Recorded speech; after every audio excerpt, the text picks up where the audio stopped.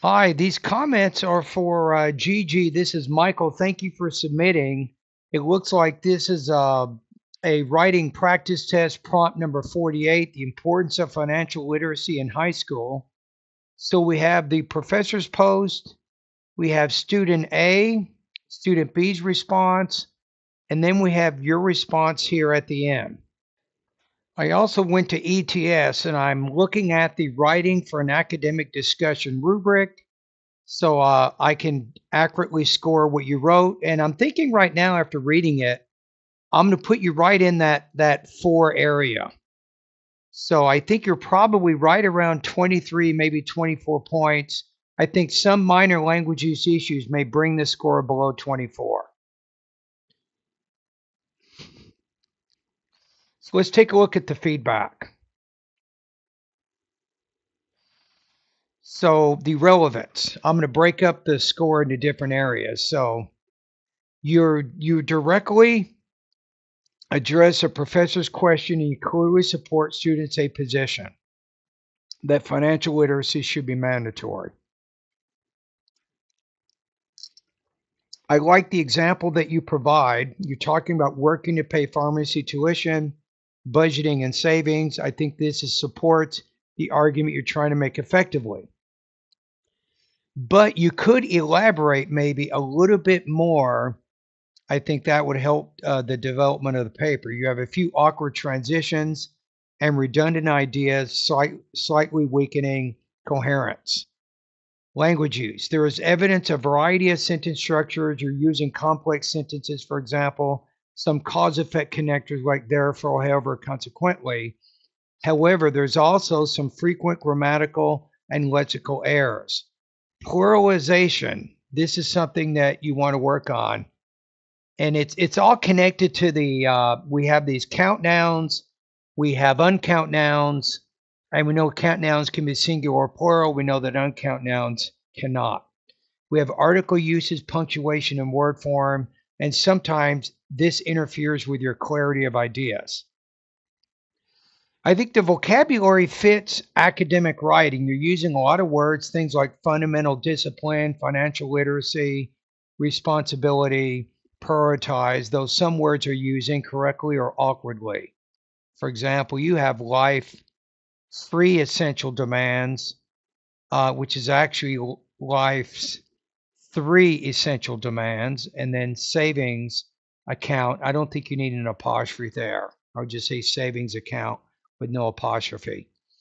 So grammar mechanics, you have several noticeable errors in word form, article use, and prepositions and punctuation that prevent the response from being at the top level 5. So it has to be a little bit more polished, GG. So let's compare with what you wrote with some kind of corrected things here. So this is the original sentence here, and I'm going to change it to, I believe that financial literacy is a fundamental discipline that should be learned as early as possible because life's 3 essential needs, housing, food, and health, require, notice how we're going require, not requires. Now, why is that? It's because the subject here is needs. So the subject is plural, so the verb should be plural here. So what did I do? I changed life tree to life's 3. I added that should be learned for grammatical clarity. I added the EM, the dashes for smoother punctuation. And then I corrected people needs to people's needs to make that a little bit better. Okay, let's take a look at the next one. I would change this sentence here to therefore I agree with student A because by learning this skill, students can graduate from high school with a sense of responsibility about managing their money and living well. So that's just a little bit more, I think it flows a bit better. So I added, by learning this skill for clarity and grammatical flow, I simplified how to spend the money and to live well to managing their money and living well. So it's just a little bit easier to read there. The next one, I made some slight changes here. When I was in high school in 2000, I did not have any financial literacy classes. However, life experience taught me that I needed to manage my money carefully to pay for my pharmacy school tuition. This is a cleaner kind of way to write that. So I changed life experience to life experience taught me, a little bit more natural. My pharmacy school's tuition, I'm going to change it to my pharmacy school tuition. No possessive is actually needed here. I removed unnecessary in order to be able to make it more concise. Now, in the next sentence here, it's a little bit awkward how you wrote it. I put, for example, when I was in pharmacy school, I paid my tuition in installments every 6 months. Consequently, I had to work and learn to prioritize my spending by budgeting carefully to build up a savings account. So as example, I changed it to for example. Tuition's installments, I changed to tuition in installments. Spendings, I changed to spending. It's an uncountable noun. Savings account to savings account. So you don't really need the possessive with that. Okay, here's the next one. We have the next sentence. Going through the pharmacy school program was a crucial time because I learned that it is important to be responsible, to keep a job, and to manage money according to one's priorities. So pharmacy school, there's no need to capitalize pharmacy. I simplified the structure for a smoother flow.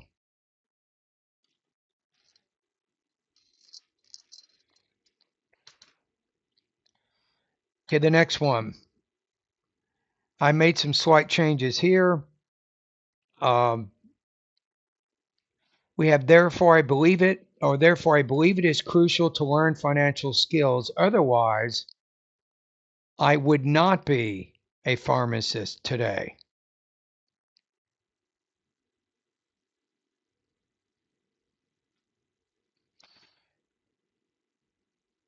So past conditional for hypothetical.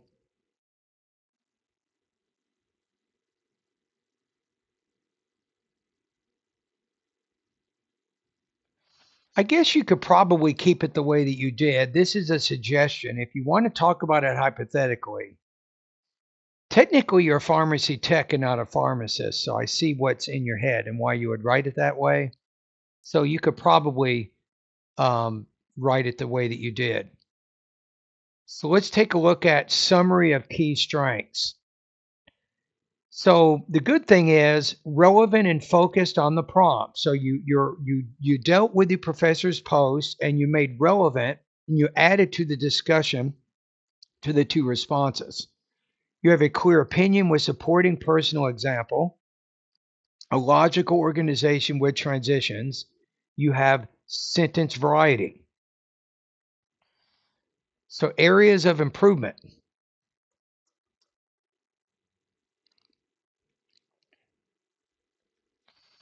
Grammar mechanics. So if I were you, you got to figure out your nouns. Your nouns are killing you right now, and they're very different in English versus Portuguese. So focus on possessives, plural forms, article use, a and the, and prepositions. I think these are really good things you can focus on right now. Number 2, conciseness. Avoid repetitive or overly long sentences like in order to be able to. You can usually omit this and use maybe 1 or 2 words instead. Word choice. Use natural collocations. Manage money, budget carefully, financial skills instead of literal translations. So that means that you need to get your head a bit deeper into the nuances of English so that you're using more natural sounding type expressions. Tense, consistency. Keep the past tense for experiences. I learned, I paid, I had. So what are some things that you can do that can help you strengthen your writing right now? Let's look at 5 things. You can read and imitate model TOEFL writing for an academic discussion responses. Notice how they combine clarity with concise explanations. 2, practice rewriting your sentences to eliminate redundancy and check tense consistency. 3, use Grammarly or ChatGPT editing mode to review your responses for small grammar errors. Really work on those small errors. If it were 1 or 2 errors, it's fine, but if you got 10 or 12, it's going to be a problem. 4, review academic connectors, things like in contrast, consequently, moreover, for instance, and use them naturally.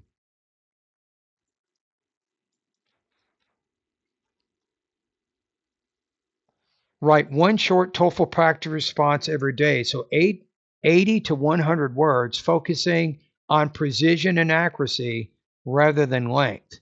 So sometimes the quality of the writing is better than the quantity of the writing. So, as it says here, you understand the prompt, you express a thoughtful, relevant idea with solid development. With more careful grammar and smoother phrasing, you could easily move to a higher level, maybe even 27 to 30 points.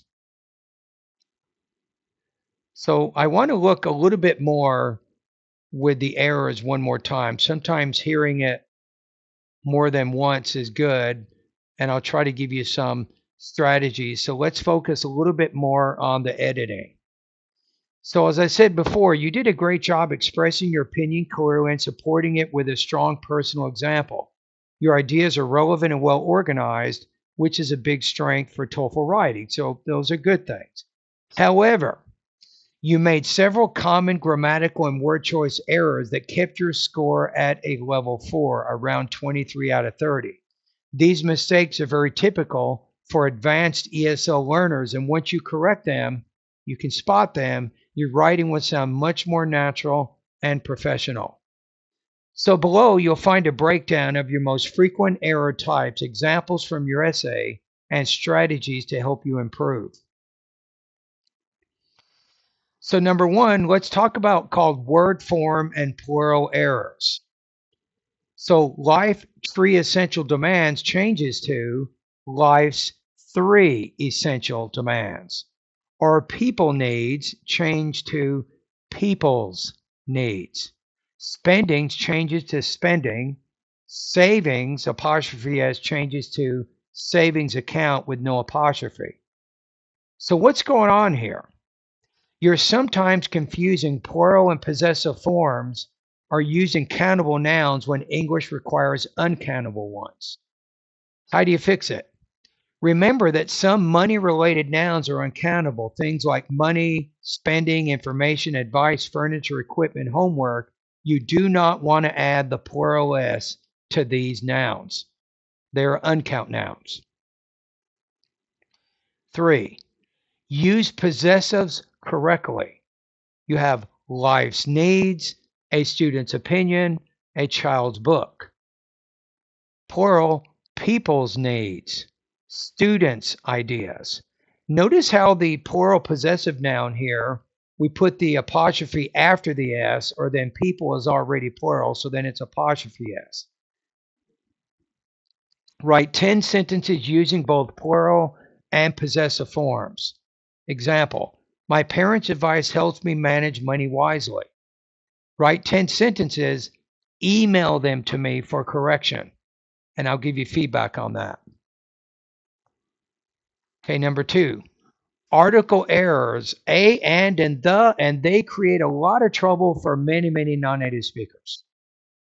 So you have the pharmacy school program should be the pharmacy school program. So it says, what's happening here? Sometimes you leave out articles or you add them where they don't belong. In this case, there's really no need to capitalize pharmacy.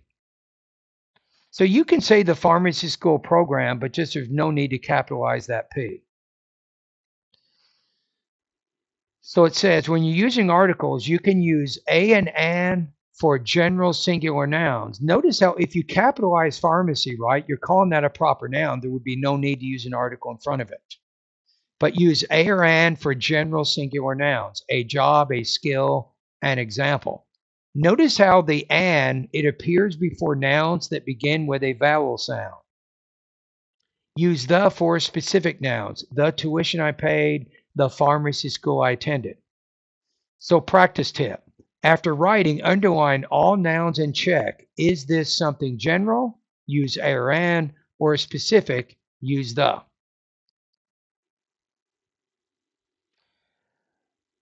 Verb tense consistency. Now, you can certainly argue on whether or not this is actually an error in your writing, but if you're speaking hypothetically, right, you would say, otherwise, I wouldn't be a pharmacist today. So I think by saying otherwise, you mean the opposite of that, and that kind of creates what we call a present impossible condition. So you wouldn't be a pharmacist today kind of means that you are a pharmacist today. So you sometimes mix present and past tenses when describing past experiences or hypothetical situations. So how do you fix this? Keep all verbs in the same tense when you're telling a story from the past. Use would or would have for imaginary hypothetical ideas. Now, if you want to be really specific here, use would when you're talking about present impossible situations. Use would have plus a past participle when you're talking about past impossible situations. Example, if I hadn't learned how to budget, I wouldn't have been able to pay for school. So circle all your verbs after writing and ask yourself, am I talking about the past, present, or the future? Keep it consistent. Sentence structure punctuation. Your examples. Life tree essential demands. Housing, whatever, it's incorrect punctuation there. I would put, it kind of shows you the problem there. As example, missing, you would say, for example. You could say as an example if you wanted to, as an example, or for example. You could do it either way. This sentence, I had to learn to prioritize my spending, so it's a little bit long and confusing. So what's happening here? You're trying to combine too many ideas into one sentence, which sometimes causes run-ons and punctuation errors. So how do you fix it? Break long sentences into two shorter ones. Be careful that you don't do it too much, though, because you don't want too many short sentences either, and then you have a lack of sentence variety, so you have to use your judgment. The example, I had to learn to prioritize my spending by budgeting it to be able to build up a savings account. If you wanted to make this a little more, I had to learn to prioritize my spending by budgeting carefully, I was able to build a savings account.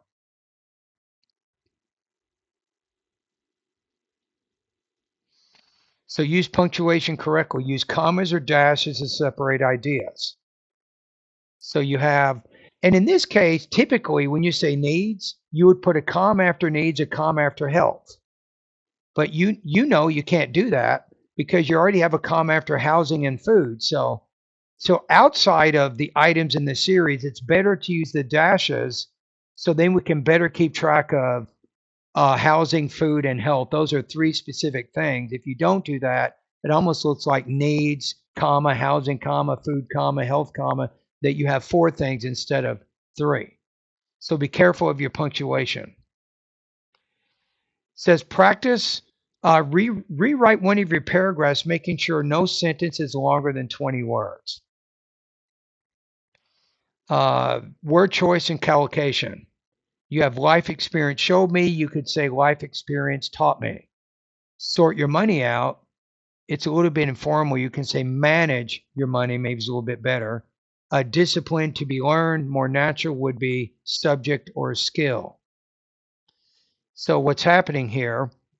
You're choosing words that sound correct in meaning, but they're not natural English combinations, collocations. I've talked to you about collocations before. Even I was so inspired by the feedback I gave you, I created 2 different TOEFL videos at my YouTube channel that deal with collocations. So how to fix it? Learn collocations by topic. For example, with money, you can use things like save money, manage money, spend wisely, financial responsibility, budgeting skills, pay tuition. You can use collocation dictionaries. You can try osdic.com or the Oxford Collocations Dictionary to see which words go together naturally. So practice tip. After you write, read your work aloud and replace any phrase that sounds unusual with a natural English expression. So redundancy and wordiness. So in order to be able to pay is wordy. I had to have a job and I had to learn is a little bit repetitive. So what's happening here? You're using too many unnecessary words. In TOEFL writing, clear and concise sentences earn higher scores than long ones. So replace in order to be able to with to. I studied to pass a test. Combine similar ideas. I had to work and learn to say. So practice tip, read your responses out loud. If a sentence feels long or repetitive, shorten it while keeping your main idea. So here is a summary of your common errors. You have word form, spendings, correction spending. Possessive, people versus peoples. Articles, a job, the tuition, make sure you're using correct article usage. Verb tense, won't versus wouldn't, be consistent in the verb tense. Word choice, sort money out. Maybe it's better to say manage money to be a little bit more formal in your writing. Redundancy, in order to be able to, you can just say to. And then be careful about punctuation. So here is a plan. I actually got a 2-week improvement plan for you here based on the essay that you submitted. Let's take a look at it. So I would say 1 to 2 days, spend time with possessives and plurals. Write 10 sentences using possessive nouns correctly. If you need to, you can use ChatGPT for correction. Day 3 and 4, study articles. Highlight every noun in a short essay and add correct articles. Day 5 and 6, verb tense. Write 1 short life story paragraph using only past tense. Day 7, sentence length. Practice a paragraph with shorter sentences under 20 words each. Days 8 and 9, collocations. Learn and use 20 new money-related collocations.